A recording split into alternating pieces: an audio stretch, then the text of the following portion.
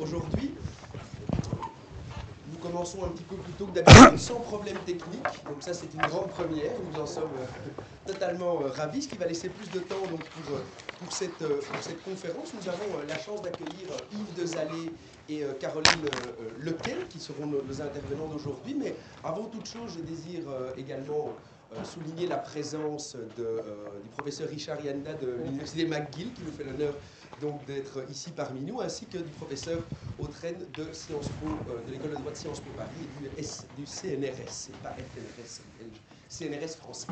Merci beaucoup d'être parmi nous. Bonjour à tous. Brève introduction donc, de nos deux orateurs du jour.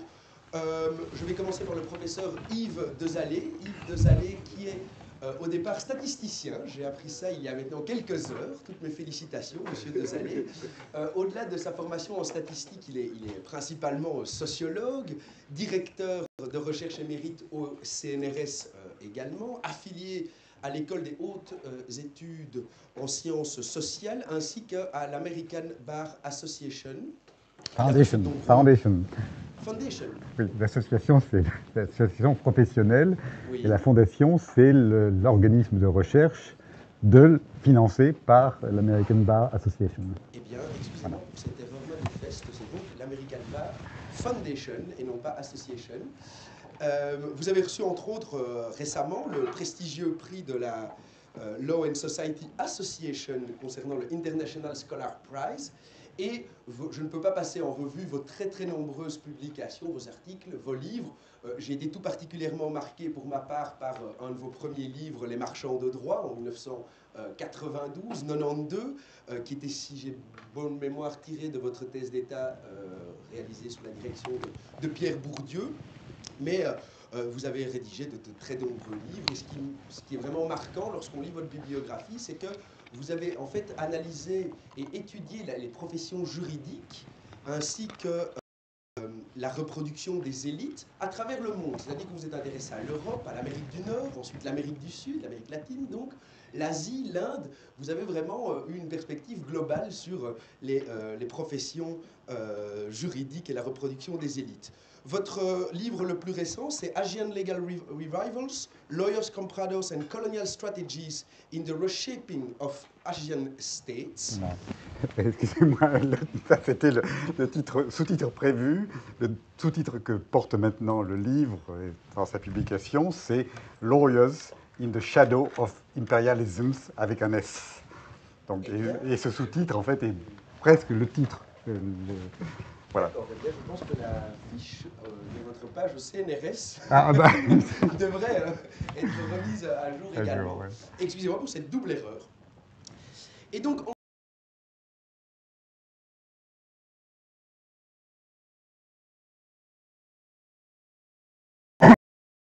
depuis quelques années à la faculté de droit et chercheuse au centre Perelman, où elle termine sa thèse sur une thèse de doctorat dédiée aux métamorphoses de l'État débiteur. Donc je ne veux pas parler plus longtemps. Monsieur Dezallé, si vous voulez bien nous faire l'honneur de parler pendant maintenant, disons, une cinquantaine de minutes. Merci beaucoup.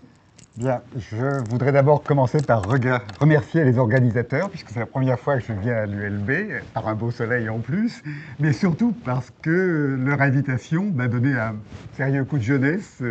J'ai gagné 25 ans d'un seul coup, parce que quand j'ai lu le papier dans lequel vous décrivez le programme de votre séminaire, j'ai retrouvé quand même beaucoup d'échos de ce livre qui a été mentionné sur Marchands de droit, qui remonte à la fin des années 80, début des années 90.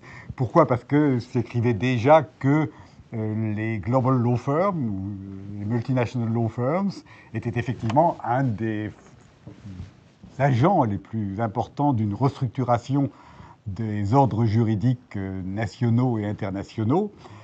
Et je mettais aussi l'accent, comme vous le faites, sur la question de la compétition internationale, interprofessionnelle, forum shopping, etc. Et je mettais aussi l'accent, comme vous le faites, sur la question du modèle d'organisation, comment on produit du droit, comment s'organise la pratique juridique, et je disais que c'était ça qui était l'essentiel de cette innovation portée par ces law firms nord-américaines. Alors, ceci étant, je ne vais pas simplement reproduire et paraphraser le programme que vous avez défini, parce que justement, en tant que sociologue, je vais prendre un petit peu une distance. Certes, c'est très important de mettre l'accent sur le barreau, mais je pense qu'à partir même du moment où, comme vous voulez le faire, on met l'accent sur la division du travail, ça veut dire qu'on ne peut pas simplement regarder l'avocat si on ne regarde pas ceux qui sont autour de lui, si on ne regarde pas le dispositif professionnel, institutionnel, dans lequel est défini ce qu'est un avocat par rapport à un professeur, et surtout quand on est dans un univers qui est encore défini comme un droit des professeurs. Et même pour comprendre les innovations que sont justement les law firms, il faut se replacer par rapport à cette histoire de la division du travail juridique, de la construction des ordres juridiques, et c'est un petit peu ça sur lequel je voudrais mettre l'accent dans ma présentation. Le deuxième aspect que je voulais souligner aussi, c'est que paradoxalement, j'ai trouvé que pour des juristes, vous aviez une vision très peut-être pragmatique, mais très technologique, comme si la production de droit, c'était quelque chose qu'on pouvait faire très facilement. Il suffisait d'investir, de produire des boilerplates ou des structures. Alors que, en tant que sociologue et sociologue formé par Bourdieu, je me suis persuadé que pour produire du droit, il faut d'abord produire la crédibilité du droit. Il faut d'abord produire l'autorité, la légitimité des gens qui vont pouvoir dire ceci est une norme et ceci mérite d'être pris en compte. Donc c'est un peu, si vous voulez, ce double déplacement que je voudrais faire. Et ma présentation sera structurée autour de ces deux zones d'ombre, disons, dans le programme tel que j'ai cru le voir de ce séminaire. La première point, c'est de comprendre un petit peu quelles sont les conditions à la fois sociales et politiques qui ont permis l'émergence, puis ensuite la domination des law firms nord-américaines sur la production du droit aux États-Unis et maintenant un peu partout dans le monde. Donc ça sera le premier point que je vais développer, comment justement on produit des producteurs de droit qui soient crédibles. Et le deuxième point, c'est que, c'est encore ce que je disais tout à l'heure, il faut, si on veut comprendre ce que fait ou ce que ne fait pas, ou ce que peut faire l'avocat, il faut comprendre l'ensemble de la production de ces champs juridiques qui sont encore, malgré tout, des champs dominés par les professeurs. Des professeurs très multiples qui sont tantôt diplomates et de plus en plus entrepreneurs, mais dans lesquels, effectivement, la partie du travail affectée aux avocats est fortement marquée aussi, déterminée par ce que sont ces professeurs et ce qu'est l'histoire des champs juridiques qu'ils ont construits et qu'ils incarnent. Et ça aussi, si vous voulez, ça se renvoie dans l'explication de... Vous parlez de la Global Law Firm. La Global Law Firm, ça n'existe pas. Il existe des firmes qui se disent globales, mais certaines sont américaines. Elles viennent de Wall Street ou de Washington ou des deux. Et puis il y en a d'autres qui sont des émules, des clones, qu'on trouve par exemple à la City, ou qu'on trouve un peu partout maintenant dans le monde, mais qui sont une autre espèce. Et pour comprendre pourquoi elles sont différentes, et comment justement cette différence continue à jouer encore sur le marché de la compétition autour des normes, eh bien, il faut comprendre effectivement ce qui s'impose encore à ces law firms britanniques, allemandes, françaises ou brésiliennes ou sud-coréennes, en fonction de l'histoire des champs juridiques dans lesquels elles se sont construites par rapport à lesquels elles sont arrivées. Alors, la première partie, je vais la faire résumer de manière brutale, je m'en excuse auprès des historiens éminents qu'il y a ici, autour de 3 moments. Enfin, le moment de la genèse, comment a été inventé ce qu'on avait appelé avec Dave Troubeck le modèle cravate, du nom du fondateur. Un moment de tournant tout à fait essentiel, c'est celui du legal realism et du New Deal. Et puis le dernier moment qui est important, qui est celui, disons, de l'après-guerre, de la guerre froide, de l'après-guerre froide, et qui est l'invention de ce qu'on appelle le public interest lawyering, c'est-à-dire justement les pratiques réutilisant les technologies de la firme d'affaires mise au point pour servir les intérêts des barons voleurs, mais cette fois-ci pour servir des causes multiples qui sont celles de l'environnement, de la justice sociale, des pauvres, etc., etc. Et l'objet que je vais essayer de faire, c'est de dire encore une fois comment justement c'est à travers ces différents moments qu'on peut comprendre comment un petit groupe, une petite élite de professionnels du droit a réussi à s'imposer, à se réinventer comme justement les producteurs légitimes de ce que sont les normes, de ce que doivent être les nouvelles normes. Et alors, la Genèse. La Genèse, je prendrai deux auteurs qui, à mon avis, sont clés pour comprendre ça. L'un, c'est Bob Gordon, qui a cette merveilleuse formule. Il parle des professionnels du droit comme des schizophrènes, la schizophrénie de ces praticiens. Pourquoi ? Parce que la journée, un peu comme Pénélope, ils passent leur temps à servir les barons voleurs et à leur expliquer comment, justement, tourner autour des barrières du droit. Et puis, le soir, ou du moins le week-end, ou à d'autres moments, eh bien, ils essaient de reconstruire cet ordre juridique, soit en inventant des dispositifs comme l'antitrust, soit en investissant dans les law schools, soit en étant les parrains de la progressive era, etc. etc. Alors, Sklar l'indique très bien. La raison de cette contradiction, c'est que ces barons voleurs avaient, disons, un mépris peut-être justifié pour ces gens qu'ils payaient et qu'ils considéraient comme des mercenaires. Et là, vous vous souvenez de la fameuse formule de John Pierpont Morgan qui disait « Je ne demande pas à mes juristes de me dire si je peux le faire ou pas, mais comment je peux le faire.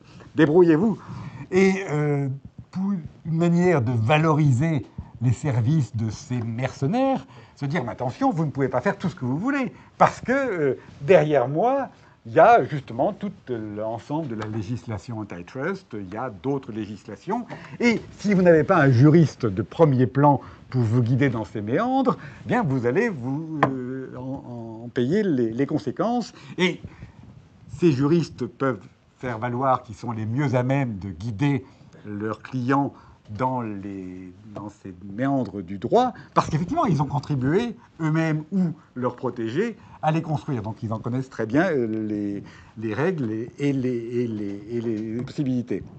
Donc, si vous voulez, c'est un moment clé où un petit groupe de juristes de Wall Street, à la fois invente un nouveau modèle de production pour servir les intérêts de ces barons voleurs, et ensuite vont se reconvertir les profits extrêmement considérables qu'ils tirent de cette activité pour investir dans le droit savant, parrainer les nouvelles law schools qui se créent sur la côte Est, et investir dans la politique.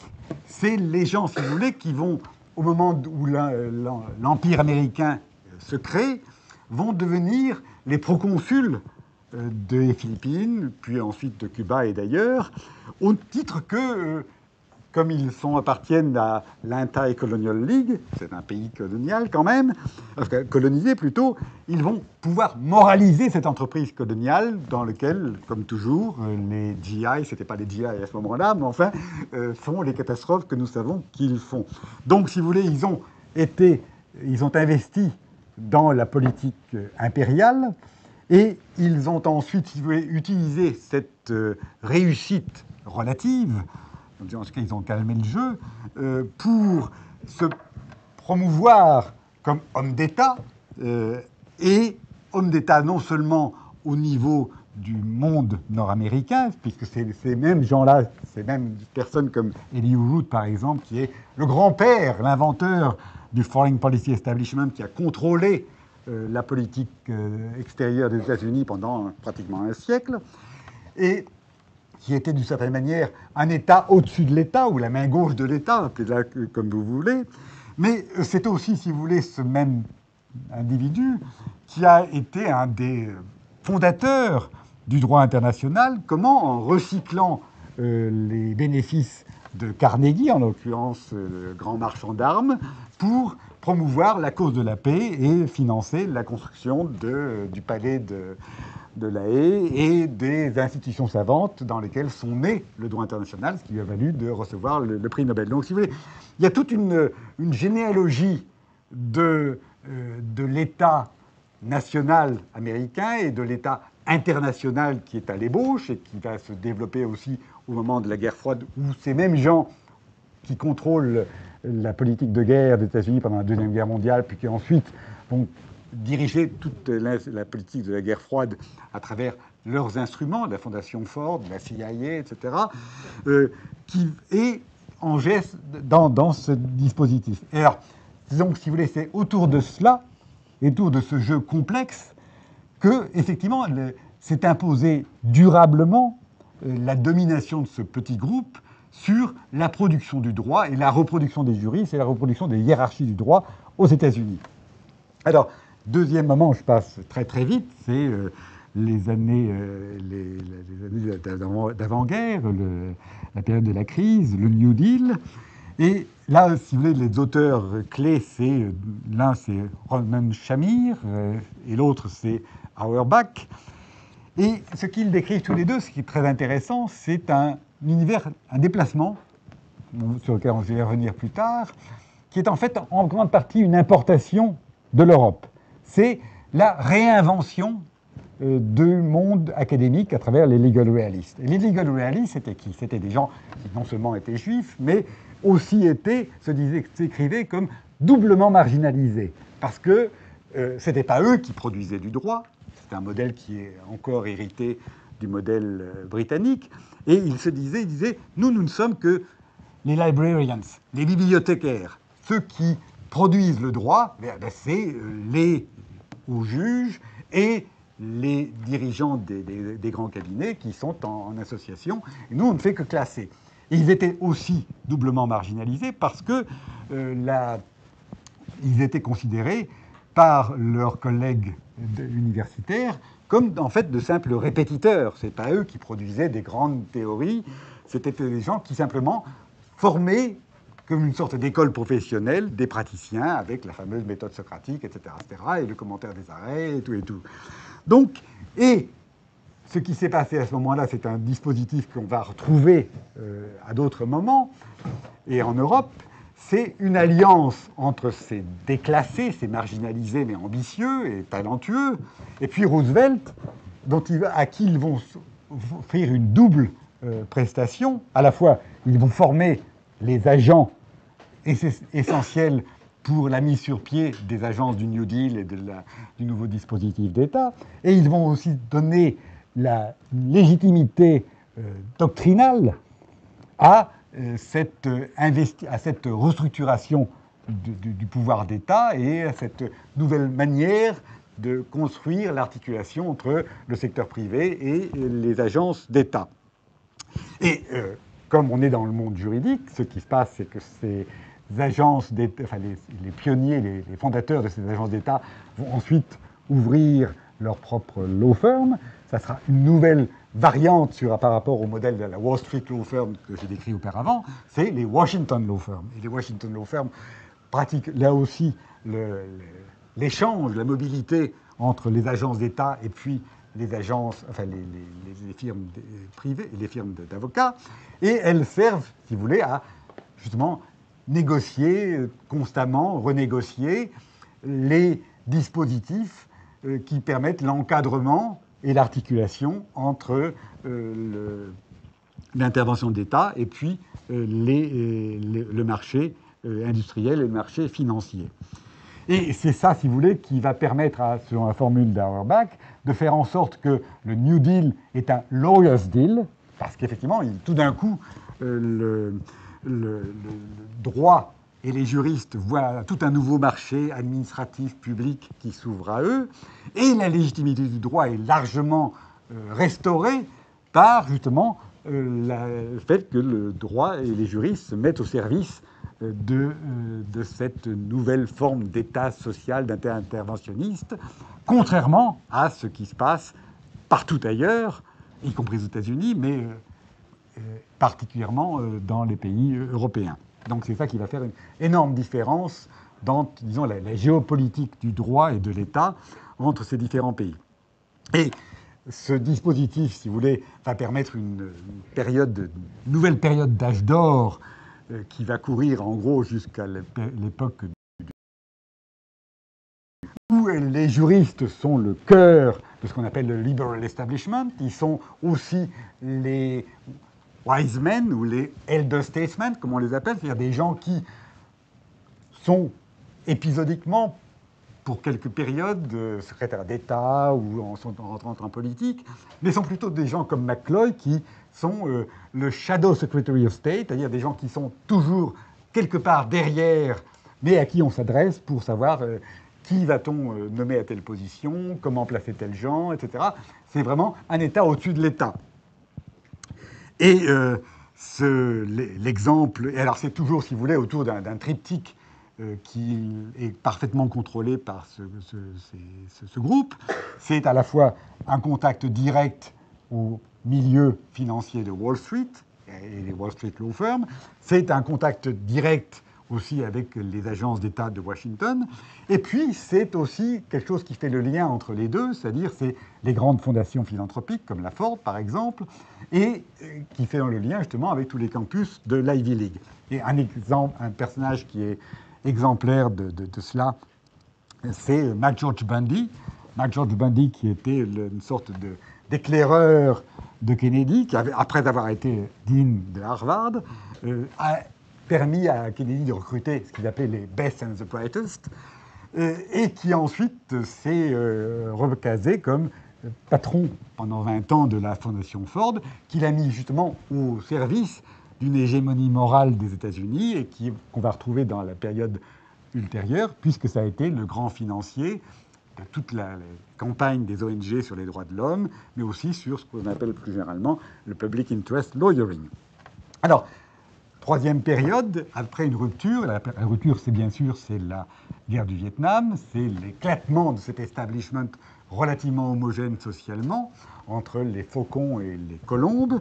C'est aussi, si vous voulez, la radicalisation de jeunes générations beaucoup plus nombreuses qui ont fait leur classe dans l'opposition à la guerre du Vietnam, dans les campagnes pour les droits civiques, etc., etc. Et puis qui ont aussi, tout banalement, sont trop nombreuses pour pouvoir rentrer facilement dans les carrières, dans les schémas de carrière qui passaient du secrétaire du département d'État aux grandes firmes de Wall Street, etc., etc. Et ces gens-là, ça va être le moment, si vous voulez, où cet establishment libéral, la fraction libérale de l'establishment, va mobiliser justement les ressources qu'elle connaît, qu'elle contrôle le mieux, c'est-à-dire les campus, les fondations comme la Ford, etc., pour lancer une contre-offensive contre la montée des droites, des conservateurs, Nixon, plus tard Reagan, etc., et aussi, qui est aussi, et typiquement pour le monde du droit, une double contre-offensive, puisque d'un côté, c'est une manière de responsabiliser, neutraliser les jeunes générations de militants qui ont plutôt envie de, peut-être pas poser des bombes, mais en tout cas de faire des démonstrations relativement violentes. Je vous rappelle que dans le monde de l'environnement, c'était Sue the Bastards. C'était, ce que fait dans cette époque-là la Fondation Ford, c'est qu'elle réunit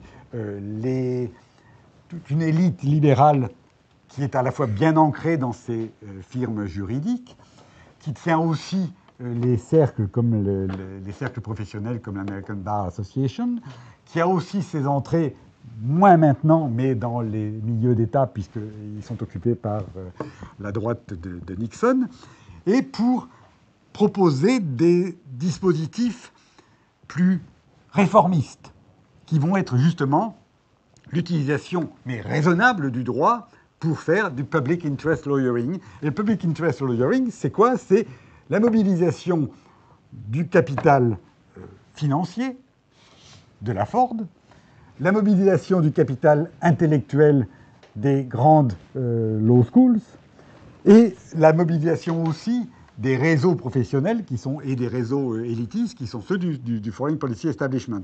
Et là, à l'opposé de certaines stratégies qui étaient auparavant celles des militants purs et durs, engagés, cassant des vitres, c'est, là, par exemple, Environment Defense Fund, c'est la stratégie de win-win, disant, mais après tout, on n'est pas obligé de casser les centrales nucléaires, on peut aussi trouver des dispositifs qui vont permettre de gagner sur le terrain de l'environnement, tout en laissant les industriels, eux aussi, gagner, faire des profits, et en étant plus responsables, etc. etc. Et c'est des stratégies, si vous voulez, qui se déploient à la fois dans l'environnement, sur la question de civil rights. C'est très intéressant que là aussi, par opposition aux démonstrations et aux heurts, quelquefois brutaux, qui se passaient dans le Sud, l'establishment du droit met sur pied quelque chose qui s'appelle le Lawyers Committee for Civil Rights and the Law. Et alors bon, on y trouve des représentants de l'élite de Washington, comme par exemple la grande firme Covington & Burling, mais on y trouve aussi la Ford, on y trouve exactement les mêmes gens, et on y trouve aussi bon, je pourrais faire la même démonstration, si vous voulez, sur la War on Poverty, avec l'opposition entre les formes plus radicales de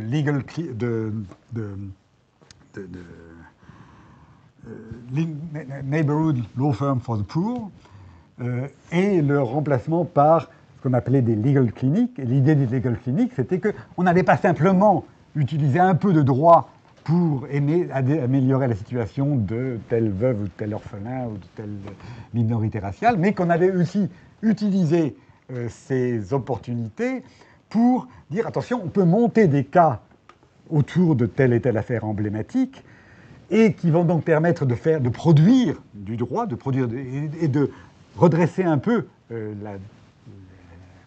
l'équilibre de la balance judiciaire, et en même temps aussi de permettre à donner à des jeunes gens talentueux, de dire, bon, on n'est pas simplement là pour faire des bonnes œuvres et faire de charité, mais parce qu'aussi on peut se faire un nom autour de telle et telle affaire qui vont nous permettre d'avoir des échos, etc. Donc, si vous voulez, il y a là un moment extrêmement important qui est le dernier en date dans la mesure où il décrit un petit peu la situation actuelle. Et pareil, à la fois ça permet, si vous voulez, de restaurer la crédibilité de ces grands juristes d'affaires qui sont tous systématiquement sur les boards of trustees de ces organisations, de ces fondations, de ces ONG, pas toutes les ONG bien sûr, mais les plus respectables, et en même temps aussi de faire, si vous voulez, un nouveau type de carrière, dont là encore, un prototype, c'est Benjamin Heinemann.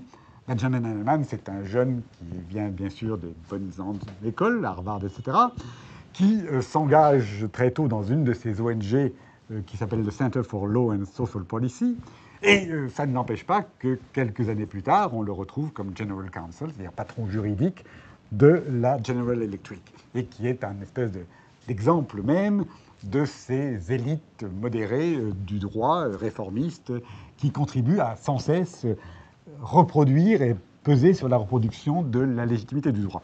Alors, bien sûr, cette offensive réformiste à gauche va appeler aussi une contre-offensive conservatrice à droite, où le phénomène est un peu l'inverse, et à la fois symétrique et l'inverse. C'est-à-dire que les gens tout un groupe de forces conservatrices ou réactionnaires, pas si différentes que ça, du Tea Party, ont une vision évangéliste ou populiste, appelez-la comme vous voulez, mais qui n'était pas du tout passée par le droit. Et à un certain moment, un certain nombre de gens autour de Reagan, comme Edwin Meese, son Attorney General, ou bien Michael Hurwitz, ou un certain nombre de juges très fameux comme Bork et d'autres, vont dire, mais non, il faut faire la même chose, c'est-à-dire qu'il faut mobiliser les ressources du droit et les ressources du droit savant pour faire une politique conservatrice acceptable, responsable, et qui n'apparaissent pas comme simplement la production de fous dangereux comme ceux que l'on peut imaginer, ou simplement une politique qui serve trop directement les intérêts des grands industriels. Donc, si vous voulez, c'est le moment. Ils vont aussi créer l'homologue et l'adversaire de la Ford Foundation, ce sera l'Heritage Foundation, etc. Ça va être aussi un investissement dans le droit, les nouvelles doctrines fédéralistes qui essaient de donner une base savante à une pratique de restriction de l'interventionnisme judiciaire. C'est tout le mouvement de Law and Economics, etc., etc. Et là encore, ce qui est intéressant, c'est que cette double politisation du droit, double politisation centre-gauche et centre-droit, va aussi contribuer paradoxalement à recréer l'image d'un droit, d'un champ juridique, comme un espace neutre où à la fois les diversités sociales et politiques et idéologiques peuvent se refléter, mais de manière atténuée, donc avec la possibilité de trouver des terrains d'entente, des terrains d'agrément. Et donc, si vous voulez, c'est la situation encore actuelle, dans laquelle, certes, la majorité de ce qui relève du public interest lawyering, c'est encore majoritairement ce qui se passe du côté de cette, disons, de libéral réformiste. Et c'est là qu'on va trouver effectivement l'essentiel des financements de la Fondation Ford ou d'autres fondations. C'est là qu'on va retrouver la majorité des élèves sortis des meilleures law schools et qui ensuite continuent leur carrière dans les firmes les plus prestigieuses comme Skadden Arps ou d'autres. Mais l'important, si vous voulez, ce que j'ai essayé de montrer là, c'est que si on s'interroge justement sur la production des normes, c'est essentiel d'essayer de comprendre qu'est-ce qui va donner et qu'est-ce qui va constamment permettre de reproduire, réinventer, revitaliser, reconstruire la légitimité, la crédibilité de ceux qui vont dire, ben voilà, les nouvelles normes et les nouveaux enjeux qui se posent au droit et autour du droit sont ceux-là, et voilà comment on va les gérer. Alors ça, c'est mon premier point, et j'ai essayé d'aller plus vite pour le second, sauf ça va.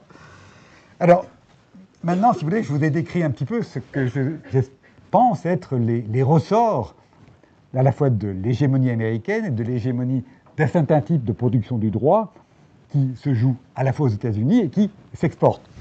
Alors maintenant, mon propos est un peu plus général, et là, je vais être encore plus audacieux dans la mesure où je ne vais pas simplement vous faire un rapide raccourci sur, disons, 2 siècles ou un siècle d'histoire du droit, mais je vais en enjamber 7 ou 8 d'un seul coup et sur plusieurs pays. Pourquoi ? Parce que pour comprendre justement la place des praticiens du droit, pour comprendre la place de l'avocat, et y compris, si vous voulez, les dispositifs relativement innovants qui sont apparus avec la common law, les barristers, etc., ou en France avec la formule de l'avocat tribun, de l'avocat politicien, dont Karpik a dû vous parler. Il faut comprendre dans quel dispositif cela s'inscrit. Et pour comprendre ce dispositif, il faut revenir à la notion d'un droit des professeurs, et la notion d'un droit des professeurs tel qu'il a été inventé à Bologne au XIIe siècle, dans un contexte très particulier, qui est le même, si vous voulez, que celui qu'on trouve à Bologne, ensuite dans tous les dispositifs monarchiques, celui qu'on va trouver fleurir en Allemagne, celui qui va être réinventé par Bismarck, avant d'être ensuite exporté au Japon et ailleurs. Et donc il faut comprendre un petit peu ce modèle paradigmatique. Et ce modèle paradigmatique, c'est quelque chose qui avait été décrit par Van Keneghem, pour parler d'un grand Belge. C'est l'idée « Law professors serve the powers that be ». C'est le titre d'un de ses chapitres. Les professeurs servent les pouvoirs qui sont les pouvoirs du moment. En fait, si vous voulez, la formule qu'il faut comprendre, c'est que tous ces moments de réinvention, relance du droit, et là, si vous voulez, je prends aussi un écart par rapport un petit peu à la démarche qui est celle que vous avez dans votre programme, c'est que c'est bien beau de dire la standardisation, mais pour comprendre les vrais enjeux, ce n'est pas les moments de standardisation, c'est les moments de révolution. Alors, ce n'est pas forcément des révolutions telles que celles que décrit et qu'analyse Berman, qui sont des révolutions totales, si on peut dire, idéologiques, religieuses, politiques, juridiques, mais c'est aussi, si vous voulez, tous ces moments de rupture que j'ai essayé de décrire, par exemple, pour les États-Unis. Et alors, pour comprendre ces moments de révolution ou de réforme ou de rupture, de réinvention, il faut voir à la fois dans le droit et en dehors du droit. Pareil, ce que j'ai un petit peu laissé esquisser tout à l'heure quand je parlais des legal realistes, on trouve l'alliance entre des professeurs qui sont soit marginaux, soit dominés, et puis des dirigeants modernistes, révolutionnaires éventuellement, mais plus souvent plutôt modernistes ou réformistes. Et le premier prototype de ça, c'est effectivement la réforme grégorienne. Donc on est au XIIe siècle. C'est quelque chose qui a été formidablement décrit par Berman, bien sûr, mais encore plus récemment et de manière beaucoup plus fine par des gens comme Brundage, qui a, à mon avis, un des meilleurs livres parus sur le droit et la protection du droit dans les 10 dernières années, mais aussi analysé par des historiens et sociologues comme Martinez, par exemple. Alors, l'idée, c'est que la réforme grégorienne, qui sont un petit peu les techniciens, si vous voulez, c'est les canonistes par rapport aux théologiens, et c'est des canonistes qui vont faire bâtir à la fois leur propre essor à l'intérieur, leur propre carrière à l'intérieur de l'Église, mais aussi la montée de l'Église par rapport aux différents pouvoirs féodaux, en positionnant l'Église comme arbitre suprême sur le marché des conflits, en disant, ben voilà, vous avez des justices féodales qui sont des justices, disons, relativement primitives. Nous, on vous propose une forme de justice plus rationalisée, plus professionnalisée, plus prédictible, et qui vous permet de faire appel. Et pour, pareil, fournir le personnel de ces justices d'église, ils vont subventionner justement l'école de Bologne, la réinvention du droit romain et du droit canon, et la formation de gens qui sont la plupart du temps soit des cadets des familles féodales, ou très souvent aussi, sinon les deux, des protégés, des protégés ou des fils légitimes, des dignitaires d'église, qui passent par une formation très longue et très coûteuse à Bologne, parce que c'est une époque où, pour acquérir un livre de droit, et il en faut quand même quelques-uns pour se prétendre juriste, mais ma foi, ça vaut le prix de villages entiers, donc il faut avoir des villages à vendre pour pouvoir se lancer dans cette carrière.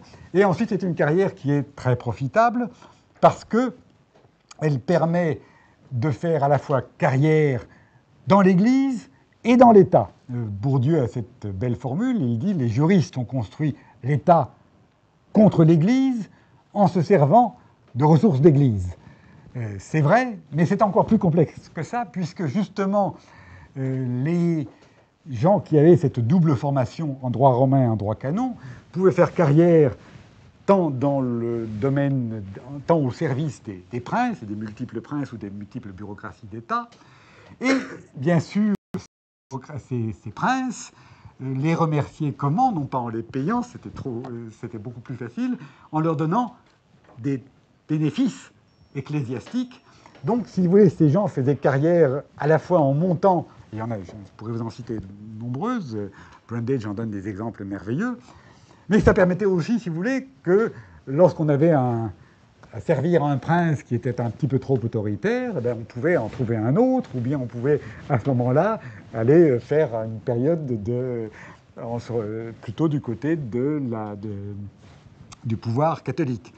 Et ultérieurement, si vous voulez, que ce soit à l'époque où les cités-États de l'Italie de la Renaissance était en bataille continuelle. Ça permettait aussi de dire, attention, ce prince ou ce comte d'Ottière est trop autoritaire, donc je vais prendre un petit peu de champ. Et c'est un modèle qu'on va retrouver tout au long du Saint-Empire romain germanique, où ce qui fait finalement le ciment commun de cette construction extraordinairement complexe, avec à tous les niveaux, des États, des princes, des évêques, etc., c'est le fait qu'il y a 3 ou 4 grandes facultés de droit, où tout le monde, tous ces gens-là sont formés, et qui vont aller servir, mais en gardant la possibilité de mobilité entre ces différents circuits de pouvoir. Alors, si vous voulez, ce modèle-là, et qui va être réinventé, Berman le décrit très bien au moment des princes protestants, est un modèle qui repose quand même sur une contradiction structurale. Quelle est-elle? Bourdieu dit bon, les juristes sont à la fois des héritiers et une méritocratie. Des héritiers parce qu'effectivement, c'est un capital noble, c'est un diplôme qui vaut diplôme de noblesse, ou au moins de bourgeoisie, et c'est un diplôme qui est aussi un réel, demande au départ un réel investissement intellectuel et scolaire. Mais dès que un groupe arrive à contrôler la hiérarchie des positions juridiques ou judiciaires, bien évidemment, ils vont faire tous leur pouvoir pour faire en sorte que la reproduction soit essentiellement une reproduction familiale plutôt qu'une reproduction scolaire. Et ça, c'est un dispositif quasiment permanent. Je vous rappelle que Dahrendorf, dans cette merveilleuse description de ce que c'est que les facultés de droit en Allemagne au lendemain de la guerre, dit finalement les 3 activités principales. Et pour lui, il s'étonne parce qu'il est un sociologue. Il dit mais comment se fait-il qu'un univers qui est celui des droits des professeurs, où le droit permet d'accéder aux plus hautes carrières, où c'est même le ciment de l'unité allemande, mais qu'on disciple, il était lui aussi à la faculté de droit, trouve que vraiment il faut être idiot pour passer son temps à se noircir les yeux et à apprendre du droit. C'est bien bon pour les pauvres ou les gens qui viennent d'ailleurs. L'essentiel de ces condisciples ont une triple activité. Les 3 D, c'est dancing, dining, dueling. Parce qu'effectivement, c'est ça, autour de ça qu'on crée du va permettre ensuite de faire fructifier ces diplômes. Mais ce que je veux dire, et alors là je m'avance avec prudence, c'est qu'il y a une espèce de tendance permanente qui s'accélère quelquefois, comme par exemple lorsque le monarque décide de vendre les offices. Bon, si on peut acheter son office, si on peut l'hériter, pourquoi s'embêter à aller suivre des cours à la faculté de droit? Donc, si vous voulez, il y a une tendance permanente et de longue durée à un relatif déclin, obsolescence de l'enseignement du droit qui tend à devenir une école professionnelle où on, en gros, fournit un minimum de connaissances juridiques à des gens qui sont déjà prédestinés par leur naissance à occuper les positions majeures dans le champ juridique. Et je me souviens d'une formule qui avait été citée par André-Jean Arnaud, dans laquelle quelqu'un qui était un des fils d'un des rédacteurs du Code civil disait « Finalement, il n'y a pas de meilleure garantie d'une bonne justice qu'un grand nom. » La messe est dite.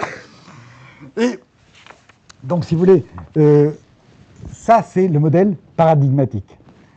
Et c'est qui explique aussi, si vous voulez, ces périodes de renouvellement, comme celle que j'ai décrite à propos des legal realistes, ou comme celle qui est magnifiquement analysée par Sacriste dans son livre sur la République des constitutionnalistes.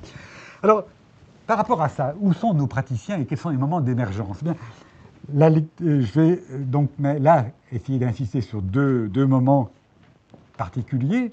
L'un, c'est la Grande-Bretagne, la naissance de la common law, des common lawyers, et d'un autre modèle, dont justement qui se caractérise par le fait que c'est un modèle de praticien où on se débarrasse des professeurs.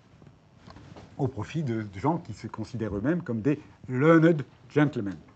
Et l'essentiel là-dedans, c'est effectivement la deuxième caractéristique, ce sont des gentlemen. Pourquoi? Alors, très brièvement, les Inns of Court fonctionnent au départ, c'est très bien analysé par des gens comme Prest, comme des finishing schools, vous savez, des endroits où on envoie les familles de l'élite, envoient leurs héritiers pour qu'ils apprennent les bonnes manières de table ou d'ailleurs. Et là, on les envoie à Londres.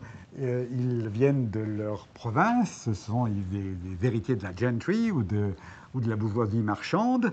Et là-bas, ils vont apprendre un certain savoir. Ils vont côtoyer des gens venant d'autres régions et acquérir tout un capital relationnel, juridique aussi, pas du tout au même niveau que ceux qui sont des docteurs en droit formés par Oxford ou Cambridge, avec des études qui sont 5, 6 ans, 10 ans, mais c'est un vernis juridique qui est suffisant quand même pour ce dont les héritiers ont besoin. L'un, c'est gérer leur domaine, négocier avec le pouvoir royal ou le pouvoir ecclésiastique, et puis faire le justice of the peace, c'est-à-dire résoudre les disputes entre leurs dépendants. Et dans ce contexte, il y a un moment c'est la Grande Guerre civile, c'est le Long Parliament, et qui va être les représentants, par essence, de cette nouvelle classe, de ces nouvelles classes montantes qui s'opposent justement à la monarchie absolutiste, qui sont la gentry par rapport à la grande aristocratie normande, c'est disons les classes aisées de propriétaires. Et les marchands, bien, ça va être justement ces héritiers formés en droit, ayant l'habitude d'aller à Londres, de négocier avec des gens, avec leurs homologues venant d'autres régions. Et pour aller très très vite, la victoire de ce groupe-là va dire deux choses. D'abord, c'est la fin de la justice royale, c'est la fin des docteurs en droit formés à Oxford et Cambridge, c'est aussi, et paradoxalement, c'est à la fois un monopole de cette nouvelle profession qui sont les barristers, et qui fonctionne sur le modèle d'une guilde, et c'est aussi la fin des Inns of Court comme institution d'éducation. C'est le moment où, si vous voulez, les Inns of Court ne se contentent plus que d'être un club. Pourquoi? Parce que ces gens-là sont d'abord, avant tout, des héritiers qui vont recruter leurs successeurs ou leurs élèves dans leur famille, leurs cousins, leurs proches. Et donc, si vous voulez, c'est un système d'apprentissage dont la clé d'entrée, elle est d'abord du capital social, ensuite avec un certain vernis juridico. On a une liquidation en l'espace de quelques dizaines d'années de toute la base, justement, que j'avais décrite, celle de l'alliance entre des professeurs de droit qui représentent toute une tradition de droit savant, etc., et qui peuvent mettre cette tradition au goût du jour ou au goût des nouveaux dirigeants auxquels ils fournissent aussi des agents. Alors, ce modèle va bien sûr être exporté, mais il est à la fois très facilement exportable parce que, par définition, si vous voulez, les marchands qui s'établissent sur les comptoirs des Indes deviennent des justice of the peace et ils règlent entre eux, selon une formule d'une justice duale, les conflits commerciaux et puis les autres sont laissés à des locaux. Mais c'est un modèle qui n'est pas durable. C'est-à-dire que dès que le lien colonial est rompu, comme avec les États-Unis, cette élite qui s'auto-reproduit par l'apprentissage, tout d'un coup voit tarir ses sources. Et donc, si vous voulez, c'est tout à fait intéressant que c'est d'abord en Australie, à Melbourne, au Sydney, qu'on voit tout d'un coup le besoin de réinventer des law schools.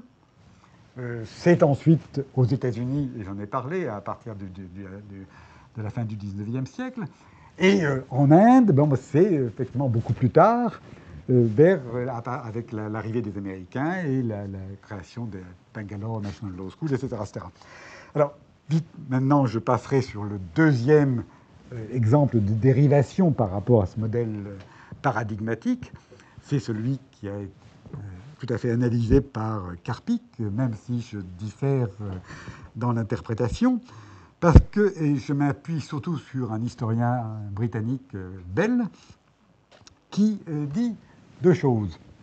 En fait, le barreau fonctionne sur le modèle, il appelle ça une nursery of dignities, c'est-à-dire que c'est après le diplôme en droit, les jeunes avocats ont surtout envie de faire carrière ailleurs, donc mettre leur talent, leurs compétences au service d'un prince, d'un évêque, d'une bureaucratie royale, de ceci, de cela, et puis peu à peu de faire carrière en dehors et au-delà du barreau. Ça fonctionne très bien jusqu'au moment où la monarchie française, pour des raisons pécuniaires, décide de mettre en vente les offices. Parce qu'à ce moment-là, qu'est-ce qui se passe? Toutes les hautes fonctions les plus prisées sont des fonctions qui deviennent de fait héréditaires. Et donc, il y a, si vous voulez, cette espèce de composante à la fois héritage et méritocratie qui était à la base du droit, enfin, beaucoup d'héritage et un peu de méritocratie. Là, tout d'un coup, il y a tout un groupe de jeunes avocats talentueux qui, tout d'un coup, réalisent que, sauf s'ils épousent la fille d'un juge noté au Parlement de Paris, n'ont aucune chance de faire carrière. Et à ce moment-là, bon, qu'est-ce qui va se passer? C'est que, tout d'un coup, un nouveau marché va pouvoir s'offrir à eux. Et ce marché, c'est celui d'une bourgeoisie qui est qui monte en opposition au pouvoir absolutiste et à la hiérarchie catholique. C'est les grands procès des jansénistes. Et pourquoi? C'est pratiquement un détail. C'est parce que les avocats sont les seuls producteurs d'écrits qui ne sont pas soumis à une censure préalable. Donc, ils peuvent rédiger ce qui s'appelle des factums, qui veut dire que, avant de prendre en charge un procès, une affaire, ils peuvent diffuser à des centaines ou plus d'exemplaires des libelles dans Paris pour prévenir ou contribuer à construire ce que Karpik appelle l'opinion publique, en fait c'est l'opinion bourgeoise, qui ensuite va pouvoir servir à être mobilisée dans ces procès. Et c'est un modèle, si vous voulez, alors là, qui a eu un succès extraordinaire. Mais ce qui est intéressant, c'est que pour avoir cette activité et cette réussite comme tribun, eh bien, les compétences sont tout à fait différentes. Ça ne sert à rien d'apprendre les vieux grimoires du droit romain ou du droit canonique. C'est, comme le dit quelqu'un, il faut une bonne voix et l'art de savoir toucher les cœurs. Et c'est relativement toujours vrai. Parce que d'abord, ça a été une réussite formidable qui a permis à ces gens-là de non seulement devenir les porte-parole de cette bourgeoisie montante, mais ensuite d'être quasiment monopolisés les assemblées révolutionnaires, de devenir ensuite les champions porte-parole parlementaires, et de s'exporter ensuite comme porte-parole de l'État-nation, de l'État décolonisé, etc., etc. Et ce qui est intéressant, c'est que même aujourd'hui encore en France, la clé de l'accès à l'élite du barreau, c'est quoi? C'est la conférence du stage.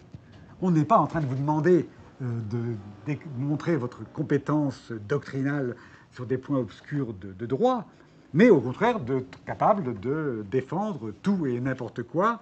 Et autour, donc, si vous voulez, c'est vraiment un talent d'orateur, de tribun, de ténor, qui est la clé de cette réussite du barreau. Alors ça veut dire quoi? Ça veut dire que, d'abord, dans un premier temps, cette notoriété de tribun devient la voie privilégiée de carrière pour le barreau. Ça devient une voie aussi qui permet ensuite de combiner ça avec une activité politique. C'est le moment de la République des avocats, c'est le moment dans lequel le barreau est considéré comme... On peut combiner, comme Poincaré et de bien d'autres, Val-des-Crochet et d'autres, des carrières à la fois d'hommes politiques, de radical républicain et d'avocat. Mais ce choix, qui est extraordinairement réussi et qui va s'exporter un peu partout dans le monde, sauf dans des pays comme justement la Grande-Bretagne, où le contrôle de l'élite conservatrice ancrée socialement dans la bourgeoisie et dans la petite aristocratie fait que bon, les avocats, enfin les barristers qui essayent de faire carrière en tant que champions de la veuve et de l'orphelin ou de nouvelles causes sociales, etc., se font durement éliminés par la hiérarchie de la profession. Mais malgré tout, si vous voulez, cette stratégie qui mélange politique et barreau est une extraordinaire réussite. Elle s'exporte formidablement. Mais elle a quand même deux inconvénients. L'un, c'est que l'essentiel, enfin, toutes les activités qui touchent aux affaires sont laissées de côté, parce qu'effectivement, ça ne peut entacher l'image du juriste défenseur de l'opinion, défenseur, etc. Et donc, il y a progressivement tout un pan qui va être abandonné aux notaires, qui va être abandonné aux hommes de loi et qui va être récupéré très mal et avec beaucoup de difficultés, ce qui explique aussi pourquoi, effectivement, il n'y avait pas de law firm et de lawyer à la française, même encore actuellement, où ça commence à se faire. L'autre chose, c'est effectivement que aussi ce modèle-là, cette stratégie-là se conjugue, si vous voulez, avec le modèle napoléonien qui dit aux universités que leur tâche est effectivement d'être des répétiteurs, d'être des exégètes de la pensée. Donc, si vous voulez, il y a progressivement un écart de plus en plus grand qui se fait entre la vie intellectuelle, les aspirations, les enjeux nouveaux, et puis ce qui est défini, ce qui est la production de normes par les facultés de droit. Alors, c'est ça qui donne effectivement l'opportunité pour une relance, celle que décrit, qu'analyse Sacriste, et qui explique aussi, à mon avis, ces différents modèles de praticiens européens, dans lesquels je mettrai à la fois les barristers et les avocats continentaux, sont dans une position formidablement handicapée par rapport à ces law firms, dont justement le modèle d'organisation leur permet à la fois d'accumuler du capital savant, d'employer des professeurs, mais aussi de faire des séjours en politique et de combiner comme ça l'ensemble des formes de capitaux symboliques qui sont essentielles pour justement leur donner l'autorité sur la production des normes. Et je terminerai par une conclusion pour dire que ce droit des professeurs, il n'est pas mort. Ce qui est intéressant, c'est de regarder tout un nouvel espace qui se crée autour du droit international. Et qu'est-ce qu'on voit réapparaître dans le droit international? C'est justement des professeurs diplomates. C'est des gens qui sont à la fois, toujours pareil, doublement marginalisés. Ils enseignent des disciplines dont le barreau se contrefout, parce qu'effectivement, le droit international, le droit des affaires, c'est pas vraiment ce qui va faire l'activité essentielle des barreaux et la reproduction des barreaux à l'identique. Et aussi, ils sont dans la diplomatie des espèces d'écrivains auxquels on confie la mise en forme des traités une fois qu'ils ont été négociés par la noblesse de la diplomatie qui contrôle ce champ de pratique.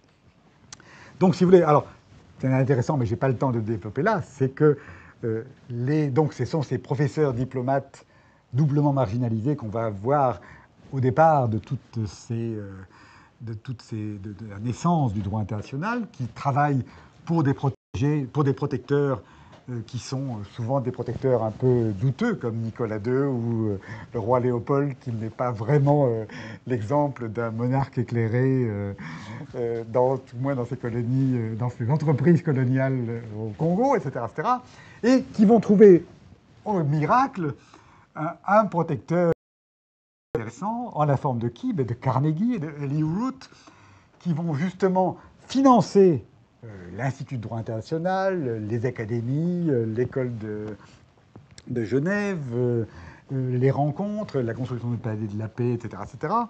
Et donc, avec à la fois, si vous voulez, une continuation donc, de ces professeurs diplomates, cette fois-ci, au service de juristes comme ceux que j'ai décrits, qui sont des lawyers, des politiciens, etc., avec un dernier glissement, mais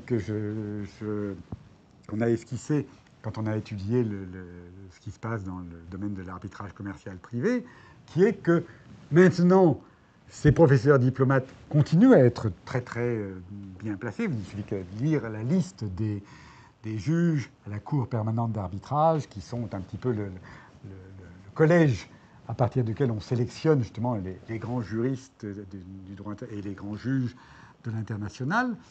Mais dans le domaine de l'arbitrage, le glissement qui s'opère, c'est que c'est beaucoup moins des professeurs diplomates que des professeurs entrepreneurs qui ont compris qu'ils pouvaient travailler avec des entreprises de droit nord-américaines, qu'il fallait aussi qu'ils se rapprochent du monde des entreprises, etc., etc. Donc c'est un glissement qui tend aussi à reproduire quelque chose qui se passe aux États-Unis. Mais, encore une fois, je pense que quand vous raisonnez, et c'était pour ça que j'avais une petite réticence sur la notion d'avocat législateur, parce que les avocats législateurs, il y en a les deux qui correspondent un petit peu à ça, c'est les deux que je vous ai décrits comme des espèces plus que des accidents de parcours, mais des branchements. Celui du barrister, qui est plutôt un parlementaire notable, ou celui français, exporté ensuite, qui est celui du avocat tribun. Mais là encore, c'est une espèce radicalement différente de celui de ce modèle autour duquel est construite la Global Law Firm, et qui garde des liens extrêmement forts et extrêmement privilégiés avec à la fois les grands campus d'élite de la Ivy League et puis les cercles de Washington ou les cercles off Washington, c'est-à-dire en gros les ONG, les grandes ONG internationales et les fondations philanthropiques qui les financent. Voilà. Merci. Merci beaucoup.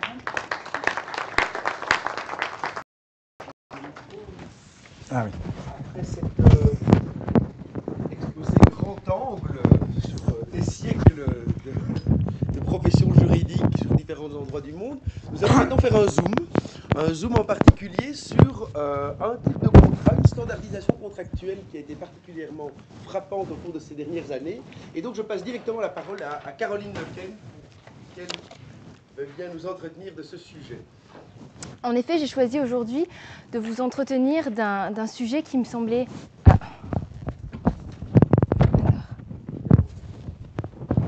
Ici, c'est mieux ? Qui me semblait particulièrement significatif pour illustrer le phénomène de l'avocat producteur de droit, qui est le rôle de l'avocat dans la production des standards, ou pour être plus précise, des clauses standards en matière de contrat d'emprunt d'État. Alors pour comprendre l'implication de cet acteur dans la construction du droit contemporain des dettes souveraines, il me semblait nécessaire de repartir de la lutte pour le standard qui s'est jouée en la matière et qui permet de comprendre, selon moi, comment l'avocat s'est retrouvé à acquis la posture stratégique de producteur de standards. Alors cette histoire commence à la fin des années 70, début des années 80, date à partir de laquelle la plupart des États, et ceux à l'échelon mondial, ont privilégié les marchés financiers pour se financer. nous avons assisté à ce que l'on a appelé par la suite la mise en finance de la dette d'État. Alors ce phénomène, ce choix, est ému par les opportunités qu'offre un tel mode de financement, tant en termes de volume qu'en termes de frontières, si je puis dire, dans la mesure où le financement par la voie des marchés permet d'atteindre une vaste communauté d'investisseurs. Alors c'est dans le cadre de ces échanges multiples, désintermédiés, globalisés et de plus en plus complexes que le besoin d'adopter des normes opérationnelles et fonctionnelles, d'inventer en quelque sorte un langage juridique commun, a émergé.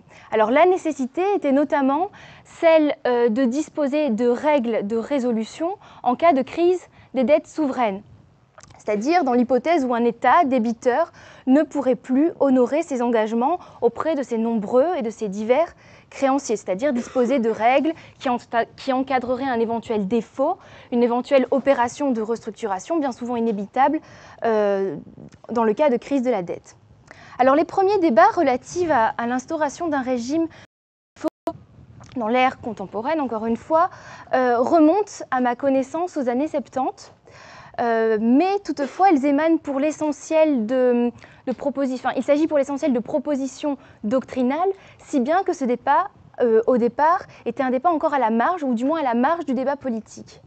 Ce débat va prendre une ampleur et une tournure nouvelle à la suite des crises de la dette qui ont jalonné la décennie 90 et le début des années 2000, période qui a été marquée, rappelons-le, par un grand nombre de défauts souverains. Alors pour vous en citer quelques-uns, à titre de rappel, la crise mexicaine de 95, la crise asiatique 97-98, la crise de la Russie, le défaut souverain de la Russie en 98, suivi par celui de l'Équateur, du Pakistan, de la Roumanie en 99, de l'Ukraine entre 98 et 2001, et enfin, ce qui a été considéré comme un des plus importants défauts de l'histoire jusqu'au défaut de la Grèce en 2012.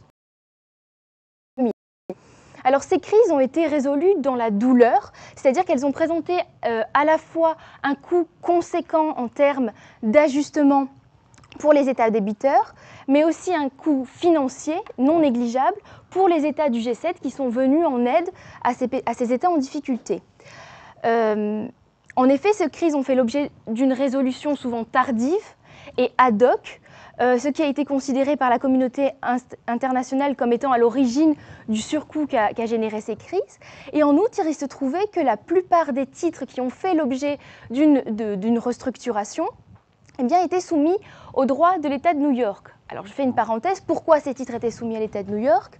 Parce que dans les années 90, quand un certain nombre d'États émergents, notamment, ont entrepris de se financer sur les marchés financiers, à la fois pour rassurer et convaincre les investisseurs potentiels, ont choisi de soumettre leurs titres d'emprunt au droit des principales places financières, qui était un droit connu et rassurant pour les investisseurs, à savoir soit le droit anglais, soit le droit de l'État de New York. Donc encore à ce jour, la plus grande partie des titres de dette émis dans le monde sont soumis à l'un de ces deux droits, les émissions en droit domestique concernant à ce jour pour l'essentiel l'Europe.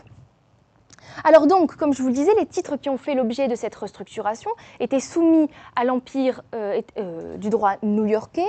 Or, il apparaissait que ce droit, d'une part, ne proposait pas vraiment de solution, de mécanisme de résolution des crises, et qu'il soulevait, a fortiori, un problème en termes de coordination, dans la mesure où la règle pour modifier les contrats d'emprunt était celle de l'unanimité. C'est-à-dire qu'à partir du moment où un État rencontrait des difficultés et qu'il voulait, suite à cela, modifier les conditions de ses emprunts, il devait nécessairement, sous l'empire du droit new-yorkais, obtenir un accord unanime de l'ensemble de ses créanciers. Or, à l'aune de la multiplication à la fois des instruments de la dette et des créanciers, cette règle de l'unanimité rendait quasi impossible l'adoption de plans de restructuration, souvent, comme je vous l'ai dit, inévitables, et favorisait en outre ce que l'on a appelé les stratégies hold-out, c'est-à-dire les recours individuels de créanciers dissidents, bien souvent des fonds d'investissement, dits fonds vautours,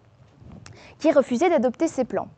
Conclusion, émerge à la suite de ces crises, au sein de la communauté internationale, un consensus quant à la nécessité d'adopter une norme globale permettant à la fois de prévenir en amont et de résoudre en aval ces crises de la dette souveraine.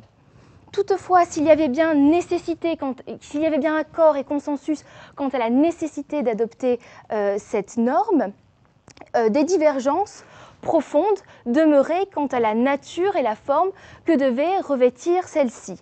Alors, c'est engagé en effet au tournant du millénaire ce que j'ai appelé, après d'autres, une authentique lutte pour le standard qui opposait et qui en pose encore aujourd'hui, car le processus de normalisation est loin d'être abouti, les partisans de deux approches parfaitement distinctes de ce que pourrait être, de ce que devrait être une gouvernance globale de la dette. Alors d'un côté, on a l'approche institutionnelle, de l'autre côté, l'approche contractuelle. Alors les défenseurs de l'approche institutionnelle défendent l'idée selon laquelle cette norme consensus international et doit nécessairement s'imposer par le haut, c'est-à-dire par la voie des institutions internationales, voire régionales. De l'autre côté, les partisans de l'approche contractuelle défendent l'idée selon laquelle la gouvernance ne doit pas intervenir par le haut, mais la gouvernance doit intervenir par le bas, c'est-à-dire que la norme doit émerger des acteurs de la pratique financière du terrain. Alors ces deux visions vont s'incarner, si je puis dire, dans deux séries de propositions emblématiques qui vont faire l'objet d'une première bataille, en quelque sorte, en 2003. Alors d'un côté, le Fonds monétaire international défend l'approche institutionnelle.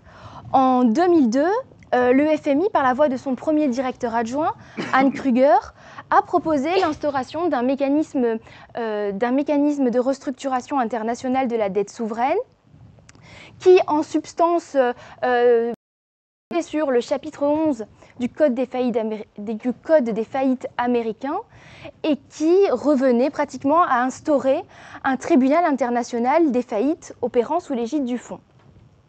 De l'autre côté, les États-Unis, les membres du G7 suivis par nombre d'États émergents, défendaient l'idée d'une gouvernance par le bas en préconisant une approche volontaire, décentralisée et contractuelle de la gestion des crises de la dette. Alors, sur la base des travaux d'un groupe qui avait été mandaté par le G10 en 1996, ils appelaient leur vœu l'adoption de clauses d'action collective. Alors, qu'est-ce que ces clauses d'action collective ? Eh bien, ce terme, CAC, a émergé dans les années 90 pour désigner un ensemble de clauses destinées, d'une part, à faciliter la coordination entre les créanciers et permettant d'autre part d'organiser les relations entre les États débiteurs et leurs créanciers en cas de difficulté. Alors ces clauses établissent notamment une majorité qualifiée pour l'adoption de modifications contractuelles, un mode de représentation pour les créanciers et des procédures qui permettent d'initier les négociations. Alors ce projet a fait l'objet d'une vaste campagne américaine, notamment par la voix du sous-secrétaire au Trésor américain John Taylor, qui est parvenu, entre autres, à rallier les acteurs de marché, les opérateurs de marché, à la cause des clauses d'action collective. Alors en 2003, suite à cette campagne à défaut d'accord entre les États, le projet du FMI a été abandonné et avec lui, l'approche institutionnelle enterrée. Tel ne fut pas en revanche le cas de l'approche contractuelle, puisque la même année, d'importants émetteurs souverains parmi les États émergents, à savoir le Mexique, le Brésil, la Turquie et l'Uruguay, ont adopté les clauses d'action collective dans leurs contrats, lesquels étaient soumis au droit new-yorkais.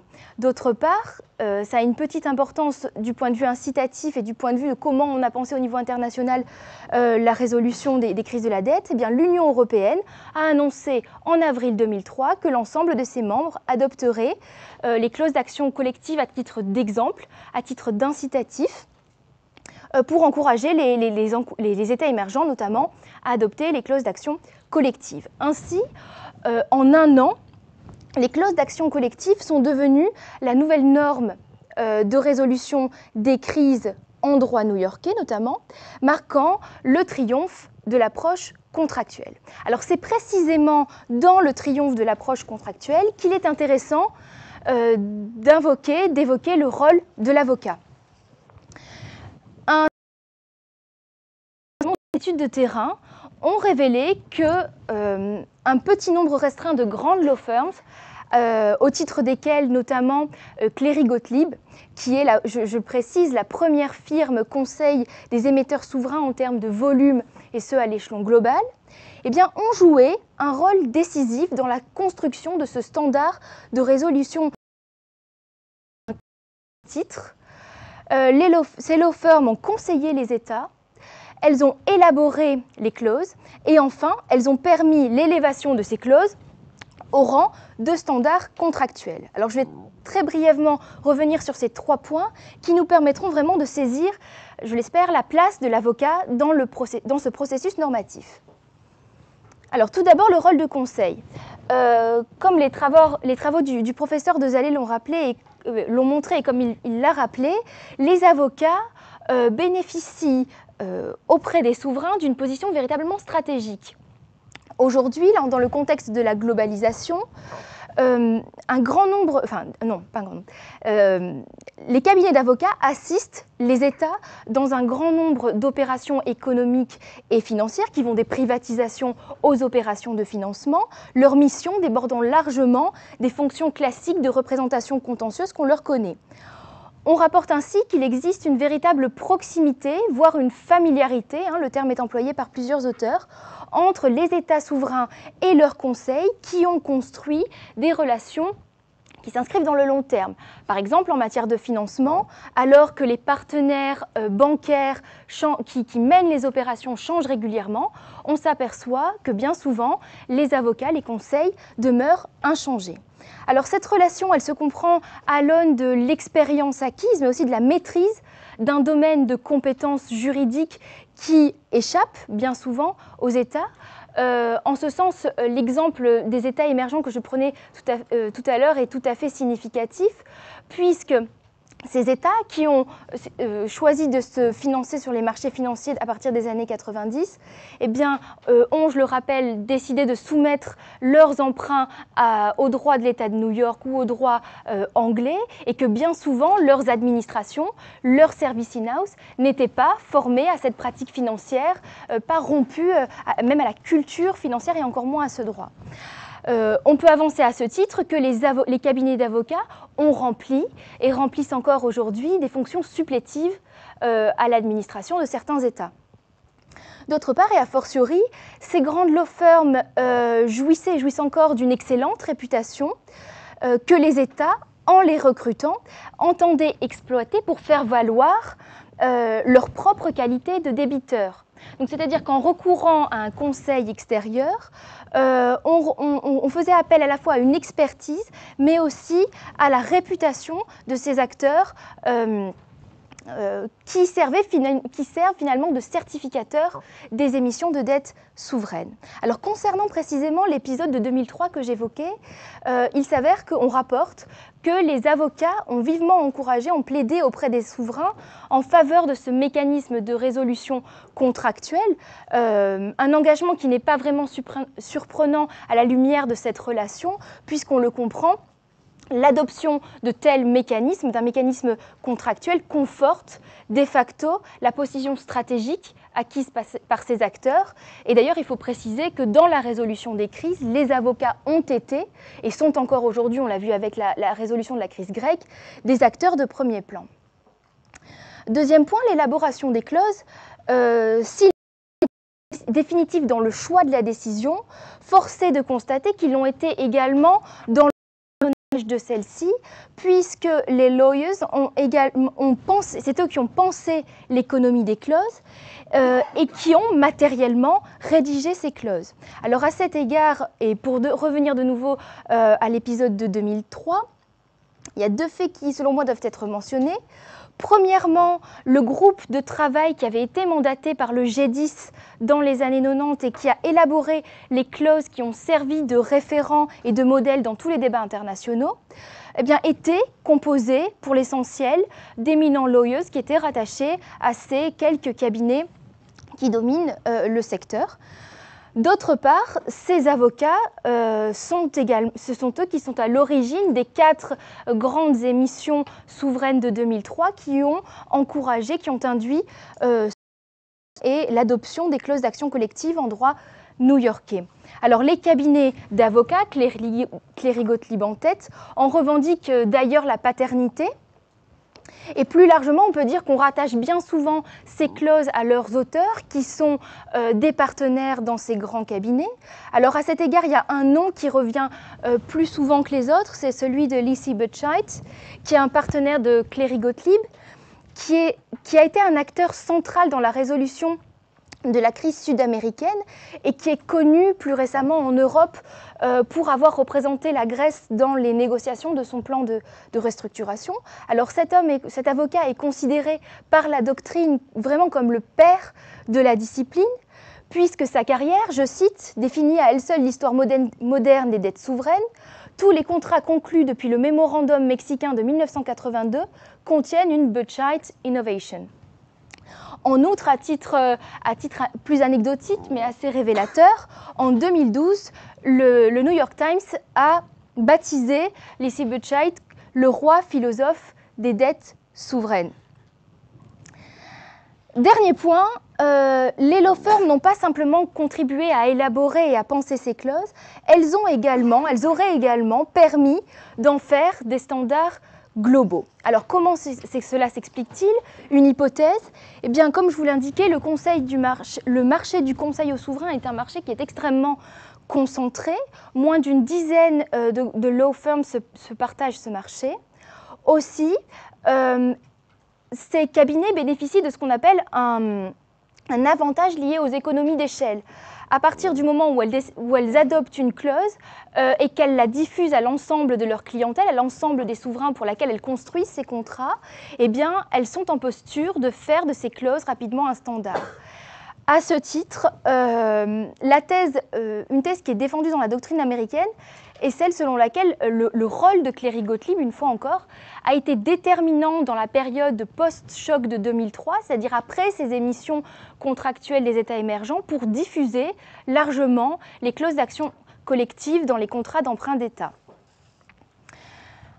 Ainsi, les avocats ont acquis une position stratégique de producteurs des normes globales, et ce sont de fait ces grandes law firms qui sont les grands vainqueurs de la première bataille de la lutte pour le standard. Pour autant, si elles ont remporté une victoire, il serait quelque peu hâtif d'affirmer qu'elles ont remporté la guerre de cette lutte pour le standard qui est loin d'être terminée, puisqu'il y a encore énormément de discussions en cours.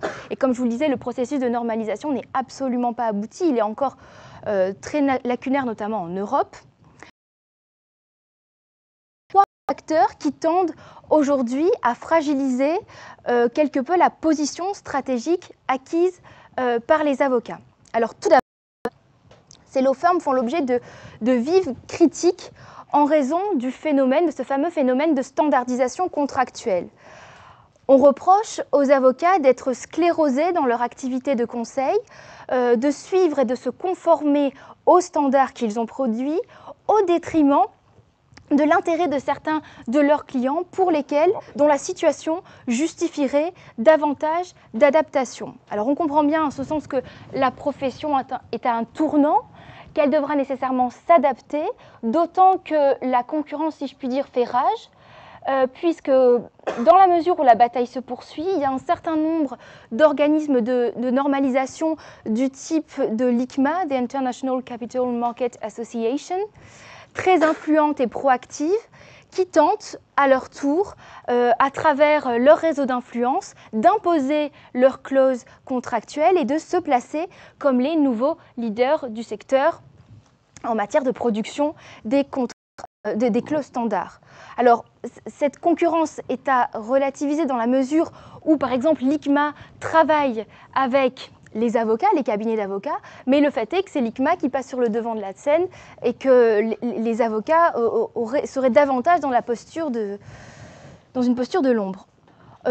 Enfin, il faut préciser que lors du second round de cette bataille pour le standard, qui s'est tenue cette fois-ci en Europe, à la suite de la crise de la dette souveraine. Le dénouement a été sensiblement différent dans la mesure où c'est de nouveau l'approche contractuelle qui a été retenue, mais que l'on n'a pas laissé le soin aux opérateurs de marché, c'est-à-dire aux États émetteurs et à leurs conseils d'opérer les transformations, d'adopter le standard, mais la transformation a été commanditée en quelque sorte, a été établie par un traité, en l'occurrence le traité instituant le mécanisme européen de 2012, qui a imposé les clauses d'action collective à toutes les émissions des États de la zone euro de moyen et long terme, c'est-à-dire supérieures à un an, et que cette clause unique a été préparée au sein du comité économique et financier de l'Union européenne. Donc une fois encore, les avocats n'étaient pas absents puisque le cabinet Cléry-Gottlieb, une fois encore, a été mandaté pour façonner la clause, mais on voit que finalement, les institutions ont quelque part repris la main, le dessus sur ce façonnage des clauses. Conclusion, eh bien, on voit que le droit contemporain des dettes souveraines a été bâti, forgé, construit au sein des cabinets d'avocats, mais que le processus normatif qui nous est donné à voir appelle à ce que les avocats continuent à s'adapter et répondent aux défis qui leur sont soumis pour conserver, s'ils entendent conserver cette position stratégique de producteur de standards. Voilà, je vous remercie.